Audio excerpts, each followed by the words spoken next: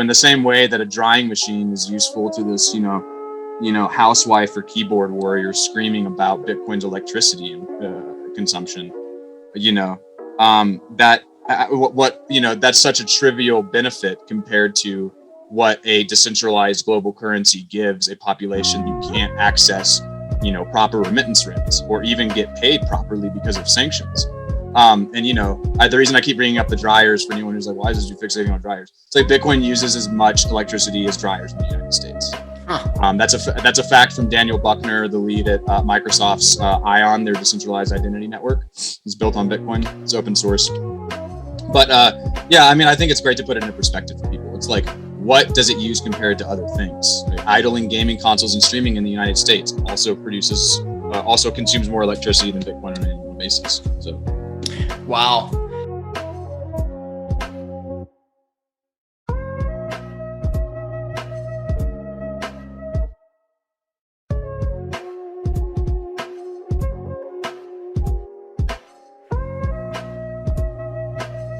All right. Colin, great to have you on the Renegades. How are things going for you today? It's going great, Andrew. Appreciate it, brother. Beautiful day here, post 4th of July. Actually just proposed to the girlfriend yesterday. So super stoked about that. Very bullish on monogamy and natalism. So that's awesome, man. I did not know that until right now. So that's right. That's great. I was to hear. saving that to drop on the pod. Figured we keep the pre-pod discussions to what we're doing. So anyway. Yeah, for sure. That's a really cool thing about Bitcoiners is we value traditional things like, good families, and, we know that strong families are what really, like, the most local form of government. That's what a family is. And if you have strong families, then you don't have this need for a big federal entity, a big government entity taking care of everyone. So congratulations on that, man. It's awesome. Thanks, man. Appreciate it. So, before we start off, if you could just go ahead and give an introduction on yourself, that would be awesome.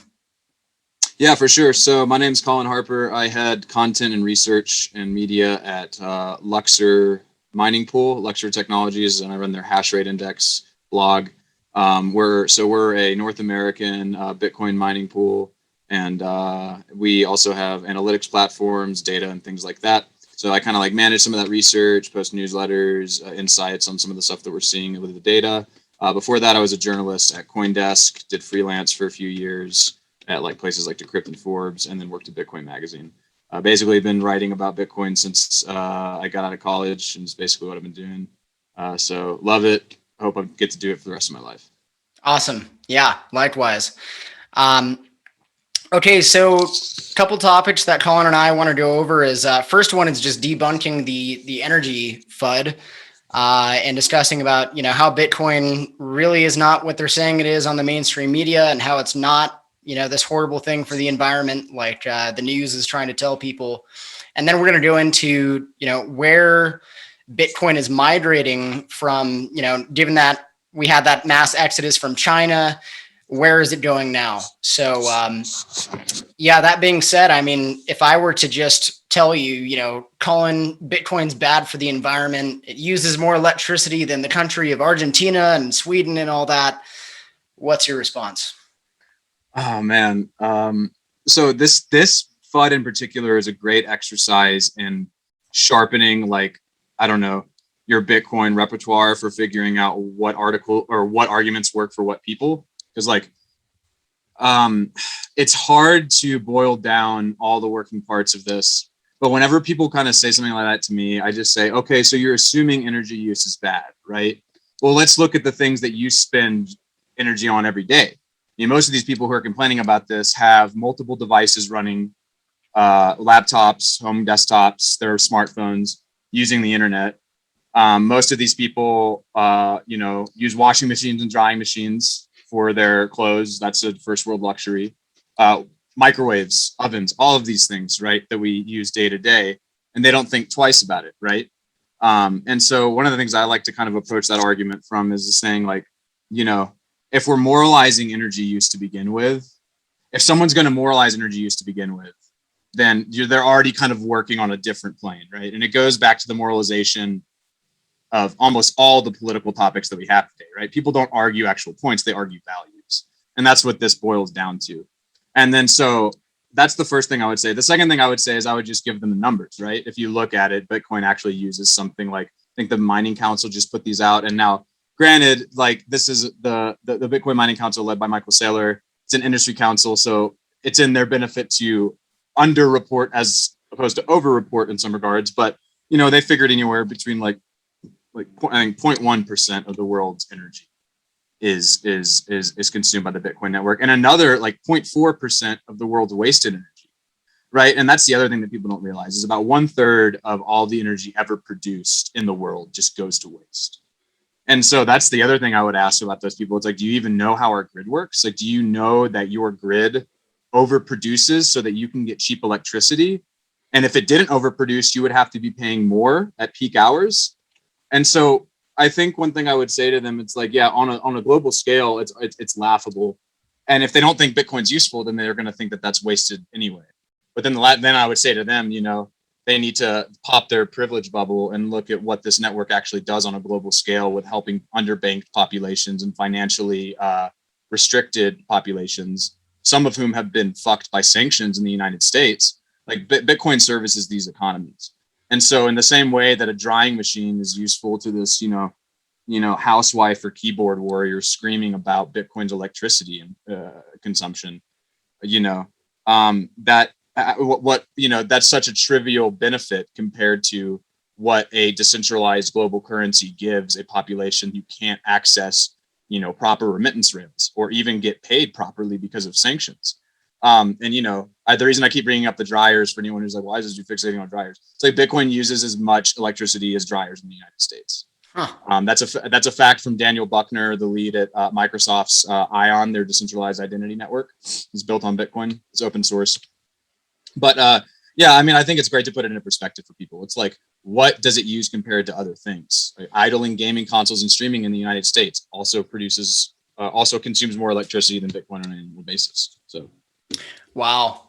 Yeah, I mean, we don't see that reported, and obviously we don't see that reported, but it only makes sense that, okay, the media is owned by generally, I think it's 90 to 95% of most media that we consume today is owned by one of 6 corporations. And, you know, it only makes sense that these corporations have corporate interests, and they have some sort of relation to the Federal Reserve and the government and them printing up money. So it's only in their interest to report Bitcoin as something antithetical to a net positive for the world. Right.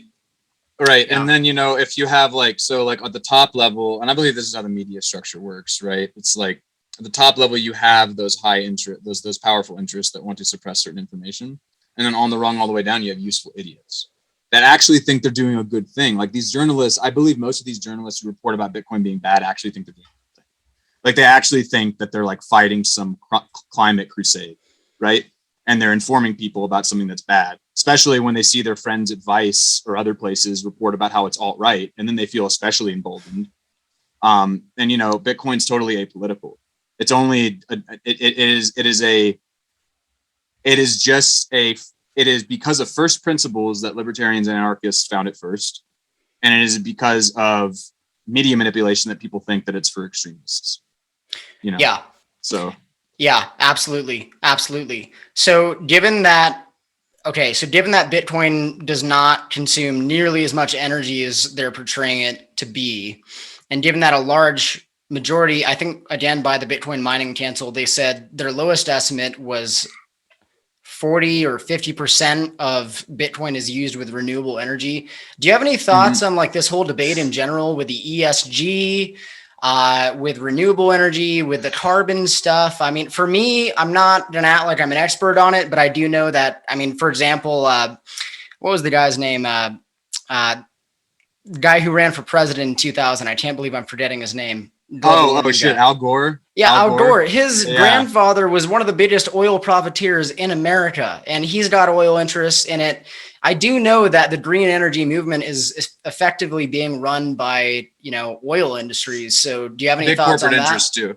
Yeah, I mean, like, I think that one thing that people on the left might forget, it's like literally every movement in the United States, almost every social movement in the United States is manufactured from the public relations industry, media, and corporate interests.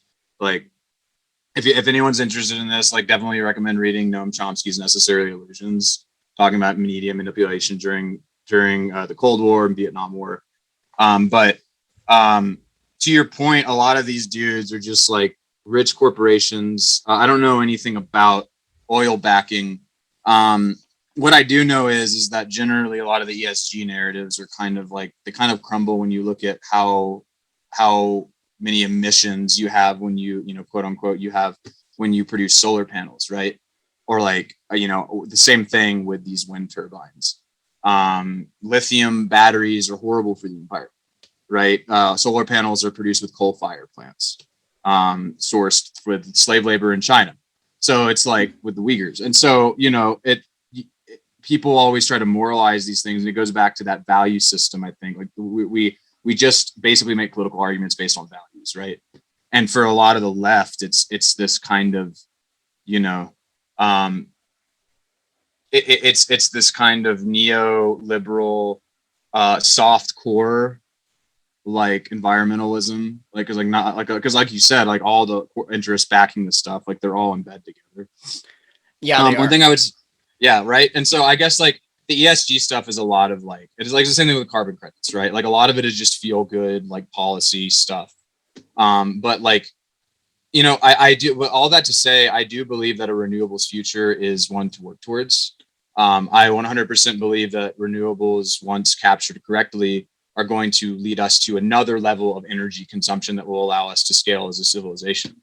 But there's this kind of weird, you know, it's become such a culture war thing where it's like we need to just shut off pipelines because they're bad for the environment. And it's like, okay, well, you can do that, but like that's going to cause poor people, that's going to cause a lot of problems for some of the poorest rungs of society.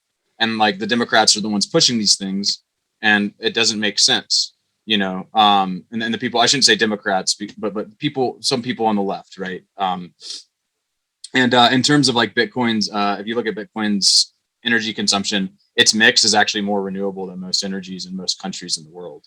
If we can believe that lower bound 40 and even upper bound 50, I mean, lower bound 40, you're still beating every industry in the world. And like some of the most renewable countries in the world, you know, depending on what you're looking at, are only like 30, 50%, you know, like big. You know, Iceland, sure, Iceland's 99% renewable, but it's a tiny country. You know, that would be like putting Rhode Island on renewables. And it's like, okay, that's great, but that's small. Right. Yeah, that's a really good point. I mean, and just the way Bitcoin is designed, you know, for the hash rate to continue increasing, you know, miners are only going to be profitable in the future if their source of energy is extremely cheap. And it's a pretty awesome thing that renewable energy is like the cheapest form of energy. So in a way, Bitcoin is incentivizing better, you know, quote, I guess, quote, cleaner forms of energy through renewable energy. If you have any last points to touch on that, feel free. And if not, then we can just move on to kind of where Bitcoin is migrating. Yeah, I guess like, so what I would say to your point about that, like Bitcoin driving renewables, like I definitely think that there's a case where Bitcoin will, like, hash rate will flow to the renewables over time. One thing I want to make clear though, from like an ESG perspective, like I think we should move towards renewables, but like the fossil fuels are like necessary, you know, interim energy sources that we have to be utilizing, and Bitcoiners will use them. You know, I would prefer if we weren't belching coal into the atmosphere, but Bitcoin miners are going to use it. And, you know, I guess the argument I would use is like, if they're not using it, it's still going to get burned. Like, I guess that's what people don't understand is like if Bitcoin wasn't consuming it, it's an energy market. So something else would. And why not have something that could potentially over time regulate it? Because that's the other thing people don't realize is like these mining operators, like they're always trying to optimize grid use.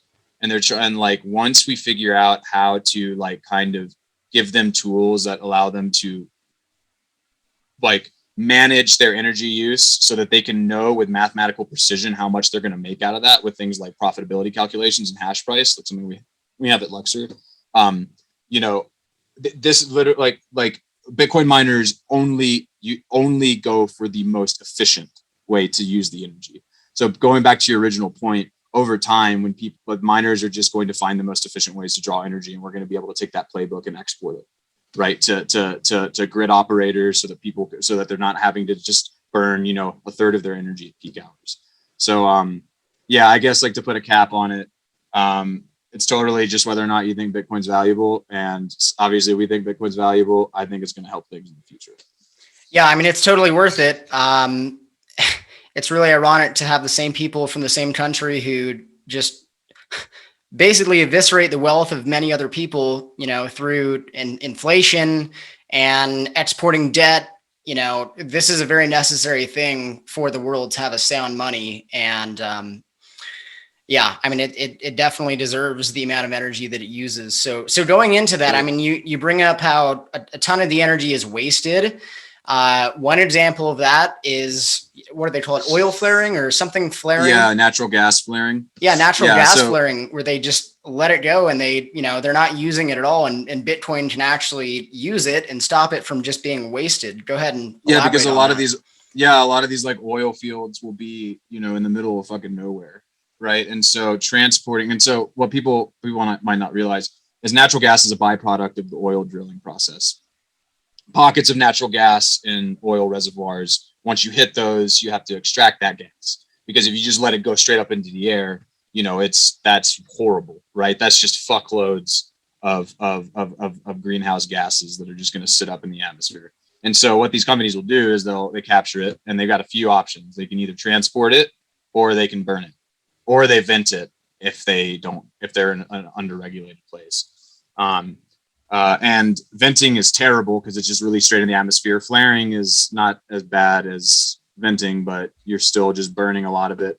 Best to just actually use it and put it in a generator, which is what some of these Bitcoin companies like Upstream Data, there are a few others, Great American Mining, Marty Bentz, the company he works for. So what they'll do is they'll attach mining rigs to these places, and they'll mine Bitcoin with that gas instead. And some people say, well, why don't they just transport it to market so it could be used by people? It's like, they don't want to do that. Natural gas is dirt cheap. Anyone who says that doesn't understand the gas market. Natural gas is super cheap. There's a lot of it. So they're not going to pay for the transportation costs because it just doesn't make sense. I know. Sorry to cut you short, but just to add to that real quick, I believe 8% of energy is lost globally just in transit. So it's extremely difficult to transport in the first place. Right. Yeah. And so, even if you built a pipeline, right, which you're not going to do because that's really expensive. It would leak. So yeah, like you said, all these problems with transporting it. And that just goes back to the stranded and wasted energy argument. Like people, like really, I think like it's kind of overstated, but like once Bitcoin really is just the intersection of so many disciplines. And once you start figuring out how Bitcoin works, you start learning more deeply about how every aspects of our society work. And energy and grid infrastructure is something people really don't take the time to understand. And I really do think that this argument, eventually it's going to be better once more Bitcoin mining pools in America are using renewables. But I honestly don't think, I'm not really, I don't really like this narrative of pushing for that, right? Like we shouldn't be just saying Bitcoin mining has to only be 100% renewables. I think we should strive to make it renewables wherever makes sense. But I think we need to educate people about what's actually going on here and show them that, it's not producing it's not doing anything that would have been done already. Like all of this energy is already produced. We're just a buyer in the market, so yeah, miners are just another energy buyer. Right. Buyer of last resort. Yeah, exactly. Yeah. So, okay. So for, we just had China, basically stop all Bitcoin mining there. And, large majority of Bitcoin's hash rate decreased over the last few weeks. And short term, technically it's not good for Bitcoin because hash rate is a sign of security. But at the same time, Bitcoin is going to become a lot more decentralized, which is fantastic. And so I'd like to get into that. Before we do, I did hear, I forget who said this. It may have been Stefan Livera, but he brought up a really good point where he said, China isn't a fan of freedom technology in the first place, and if you look at their relationship with the internet, it's pretty totalitarian. And if you think of how beautiful the internet is and how it can help free humanity so much, it's a really great thing. And I pictured the same thing with Bitcoin. It's just freedom technology. Of course, a communist country wouldn't want it. And that's why countries like America need to embrace it more. So you want to go ahead and dive right into, what Bitcoin's mining is going to look like now that it's really not happening in China. Yeah, 100%. But I think that that little ouch, or that point there yet at the end is right. Like America would do well to seize on this opportunity. Um, I hope that America doesn't capture too much of the hash rate. Though I could go through a game theoretical scenario in the future where I actually don't think that matters as much because of our state structure and what I was talking about earlier before we got on the pod. Right. So maybe we can talk as anyway. But Yeah. so yeah, just to give anyone who hasn't heard about this, just to give them a quick rundown. A bunch of provinces in China, Xinjiang, Inner Mongolia, start first back in May, banned Bitcoin mining, and then in June, Sichuan, like the heart of Bitcoin mining up until this point, Yunnan and Qinghai. That last one I'm not sure about. All have put place provincial bans or restrictions on Bitcoin mining, and it's taken basically half of the network's hash rate off with it. We're at like 85 to 90 exahashes a second right now. At the peak, we were at like 170 to 180, and then right before we tumbled down, we were at like 150. Right before all these bans took place. And so a lot of machinery in China is just stranded right now. Companies are trying to figure out what to do with it. Shipping and freighting would be really expensive. So a lot of them are selling their equipment. We've seen absolute tumbling in ASIC prices. New generation and old generation hardware in the United States and Chinese markets is down like 40% from May to June. That's data from Luxor's hash rate index. We're also seeing early reports of where they're going to go. Obviously, the United States is a big place. Chinese miners want rule of law instead of rule by law, which is what they're used to in a country like China, where you just kind of go toe the party line. And that's one thing I would like to add. Like, people don't understand. Like, these miners like had been talking to the government like for years, like showing up to meetings with the CCP committees that were in charge of overseeing them, like submitting to inspections, doing all of these things. And they had a meeting a week before these big bans came out in in regions like Sichuan and Yunnan, and like that, they were just cut off. So it was a really big surprise for a lot of them. But so that's why they want to go to a place like the United States that has strong legal systems, strong court systems, so that they could fight a ban like this in the future. Other places that they'll go just for ease of proximity is Central Asia, and like Mongolia, and Commonwealth of Independent State countries, which is like Russia, Kazakhstan, Uzbekistan, Kyrgyzstan, and Ukraine, those areas. Some will go to the EU, not too many though. There are too many regulations there. But the ones that are looking at looking at places like Iceland, some of the UK, and some of the Eastern, former Eastern Bloc countries. Canada will soak up a little bit. A lot of regulations, red tape there too. So only miners with good connections probably will go there, or have like co-locating providers that they're comfortable with. And then some will go to South America. We'll actually see a lot of hash rate flow to South America, because South America has not been substantial in terms of Bitcoin mining. I mean, there's always been some there, but it's never been a global player. At Luxor, from the research we've done, we expect like North America, South America, and Central America to manage. If our estimates are on, it's going to be somewhere like half of the hash rate. We expect North America to soak up 30 to 40% of that, 40% on a liberal estimation, 30% being conservative. Just a quick question. So you're saying by the end of it, America will have a total of 30 to 40%, or go ahead. No, they will. Sorry, they will. That's how much they will get of China's hash rate, which could work out in the wash. Like we figure probably North American mining pools will manage 40 exahashes by the end of the year. So if we assume, right now we have 85 exahashes, right? And then if we assume, maybe another, 20 to 30 comes on by the end of the year. If things go well with some of the migrations, then 40% would be like, maybe let's say upper bound 120. Yeah, that would make sense. That'd be about a fourth of the network. But so, I mean, it's contingent on a lot of things. Things could change. United States will definitely be a place that miners come, though. Like Texas, a lot of places in the Southeast that have small population densities but big infrastructure projects in hydro. Like there's a lot of hydro in Appalachia that doesn't get used a lot because it's Appalachia. There aren't a lot of people who live there. Right. Hard to transport. Wyoming will, yeah, exactly. Wyoming will be another one. And I'm trying to think of some other states that have come up. Bitmain sourced a lot of stuff. The Rust Belt is going to be big too, like Illinois, Ohio, Indiana. But one of the biggest holdups is finding rack space, like warehouse space. So like finding power is actually kind of easy because you can always find grids that overproduce.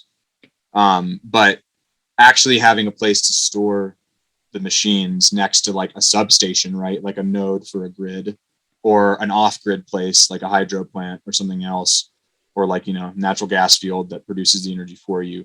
The big challenge going forward for the next 6 months is like building out that warehouse space and finding teams to actually manage them, right?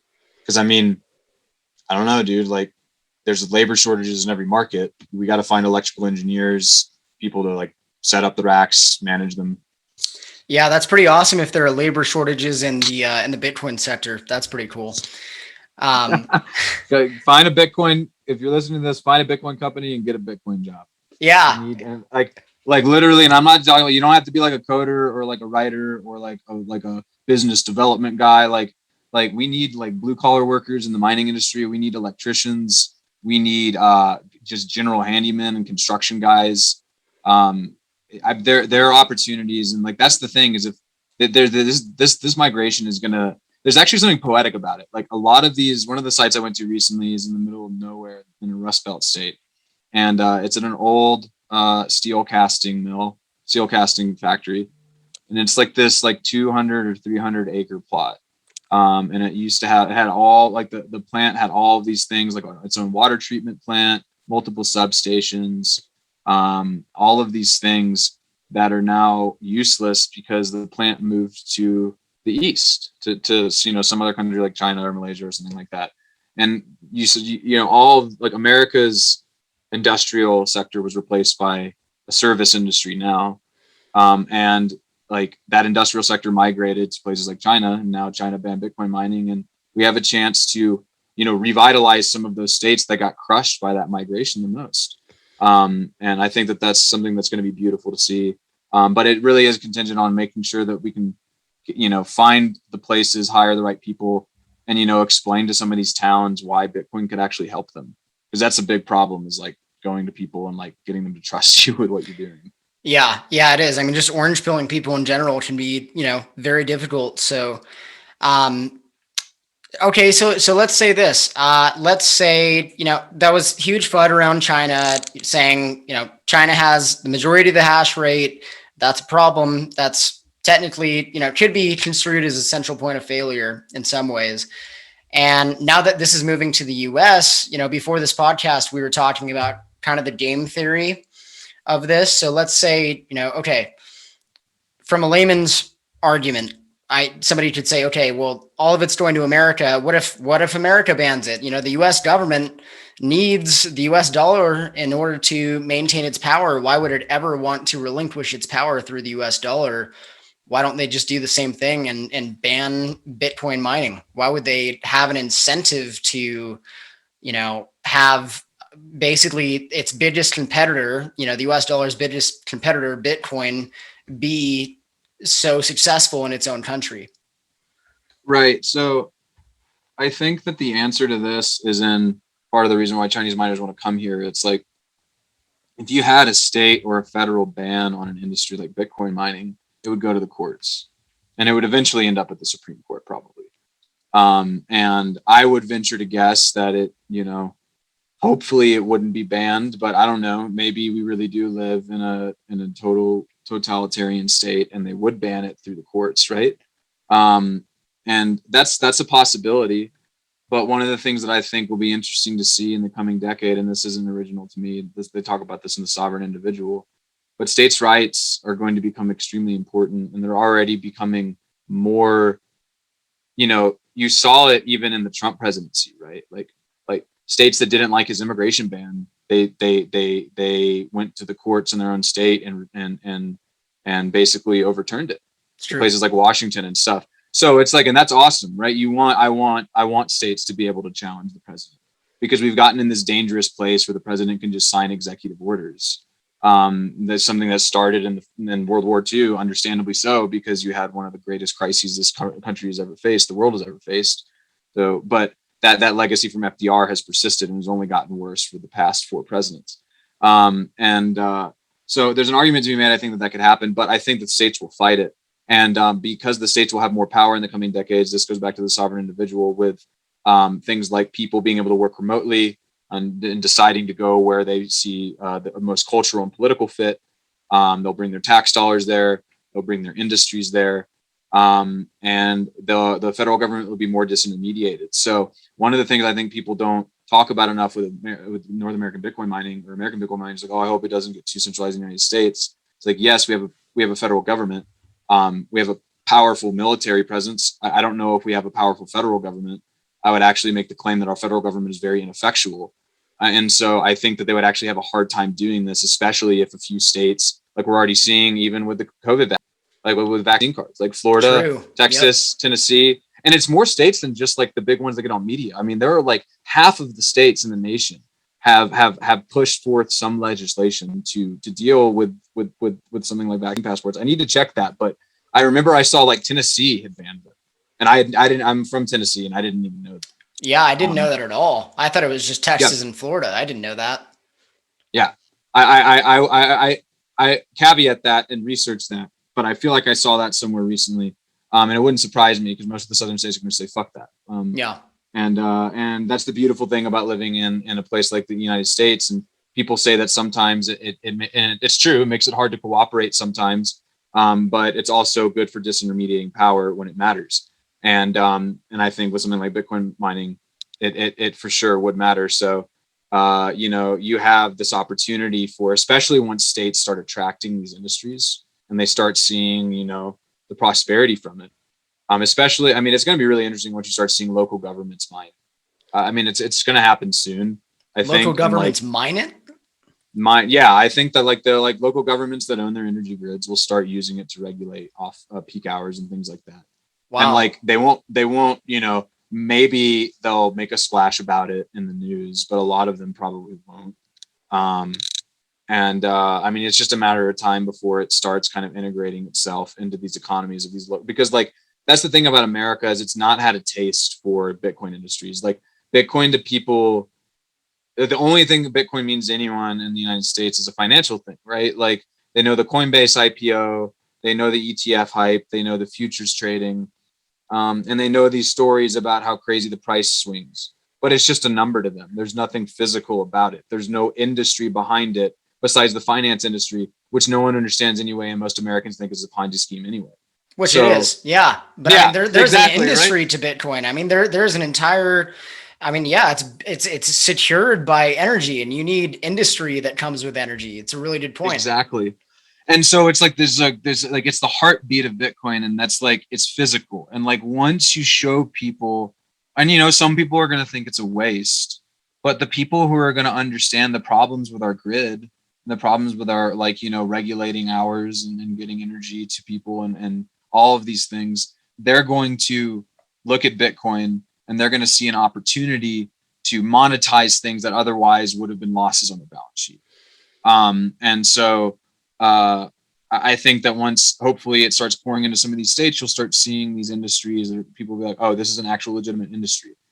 Like mining really, it's a data center. Like mining is just a data center. And the world is just going to keep being digitized. Like we're just seeing a mass digitization of everything that we do. So data centers, are as an industry are something that I don't think like people don't understand like what they do or how they operate, or even the ways in which something like Bitcoin could even lead to something like more decentralized data centers in the future. A lot of these Bitcoin mining centers are like even hosting stuff for like IFPS and like other smaller more kind of decentralized, data services things. Um, you know, once Bitcoin comes to the United States and people kind of realize what the actual structure behind the decentralization or distributed technology is, I'm a little bit optimistic that they'll start looking for other things that they can use in their life to kind of break this horrible corporate state duopoly that we have over our entire, our entire beings. But Yeah, we anyway. do. I mean, it makes sense. Like, okay, yeah, a federal authority, wouldn't want Bitcoin to be a success, but I guess, specific states don't have that incentive to kill Bitcoin. I mean, really, And I in guess. fact, they have the opposite incentive because it's just a power struggle, right? Like these state governments don't want to be beholden to the federal government because they want to be the big, they want to be the top dog, right? Yep. And so you can always trust in, I think, an institution's or a person's want to, I don't know, break out of authority, right? And be their own authority for better or worse in certain scenarios. And early movers like Texas are already figuring this out. And if they adopt Bitcoin in the right ways, like, Texas has always been like the rebel state, right? It was literally a republic for, I don't remember how many years before it became a state, but like it was its own thing. Um, I'm not saying it's going to secede, but I'm saying it might not have to. It might just be able to call the shots on its own right. And a lot of other states probably will in the future too. Yeah, absolutely. I mean, if they, Bitcoin mining is going to give them sound money and a better economy and more jobs. And yeah, I totally agree. I mean, states, if anything, they're more incentivized to have Bitcoin mining in their own location, whereas the federal entity is incentivized to, have Bitcoin not become a success. And yeah, so I guess we'll see. But I mean, we've seen other examples in the past. Marijuana. I mean, marijuana, federally illegal, but states went against that and said this is bullshit. You shouldn't be locking innocent people in cages for smoking a plant. Exactly. And it's the same thing. Like, why the hell should Bitcoin be illegal? How is this in any way a bad thing? Shouldn't American citizens, if we're going to call ourselves a free country, shouldn't they have a right to choose which currency they want to use? So Exactly. I mean, other than the environmental FUD, I really don't see any legitimate argument they have to ban it. The environmental FUD is going to be probably the spearhead. It's going to be, because like the ransomware stuff and criminal stuff just doesn't work. No, it doesn't work anymore because too many people who own Bitcoin and crypto. So they can't associate, and people are just smarter than that. Most people, right? Like there's like, well, criminals use cash too. So that doesn't really work for me. But the environmental thing is a huge trigger. It's one of the biggest talking points of our time. I mean, the Northwest is on fire, right? And so even if you don't believe in climate change, you have to understand that to people who live there, that doesn't make sense to them because they're literally experiencing hotter temperatures year after year. So it's like, I think that is going to be one thing that is used to levy. It's going to be used, especially in left circles, to levy against Bitcoin. And I just really hope that, I mean, my message to people is just like, we've become so politically divided, and you know, at a certain point, some things are not worth talking about because you just know someone's not going to agree with you. But I think we've missed the fact that a lot of what informs people's like arguments are their world experience, and like and the environments they grew up in, what they and what they have experienced and what life has acted on them to this point. Trauma is factored into this, in all of its various forms, which as an American nation, we're not really a nation that actually addresses trauma in any serious ways. And the left thinks that it does. The right never talks about it because there's a stigma against it. But the left thinks it does, but it just comes out in kind of like social justice ways that don't make sense to the rest of the population. Right. But people don't try to meet people where they're at. And Bitcoin is a perfect example of that, I think. Like some toxic maximalists just tell people, especially when they like, have shit coins, is like, all right, well, I'm just gonna like cut you out or like have fun staying poor. And it's like, I kind of get that because it's like, I'm at the point where I've seen so much fuckery and so much time wasted because like this thing is super important. Like this is one of our only shots to really divert what's coming, you know? Yeah. Yeah, it Um, is. but, um, but on the other side of that too, you know, like you have to embrace people from where they're at, even if they're shitcoining. I don't know, I'm talking about shitcoins or shitcoining, but, and you have to explain to them slowly why you feel the way you do. But on the other side too, with Bitcoin is like most of the people don't actually seriously ask us any questions about it. You know, they don't It's very actually, true. Yeah, I mean, you usually know, they're uneducated on it and they just have assumptions. But yeah, they don't actually ask for knowledge. yeah. And so what we have to do is understand that most people are going to be, you know, high time preference, easy talking points, and we have to, you know, we have to be patient. We can't waver. You know, I see so many Bitcoin maximalists say things like, I just don't talk about it with people anymore, and I kind of get that, but it's like you just got to keep doing it. You got to find different ways to make it approachable to people, right? Like to my boomer dad who is a Ron Paul gold bug, I don't have to. It's an easy sell, right? It's an Yeah. easy sell. Yeah, it To is. my fiance's, like, you know,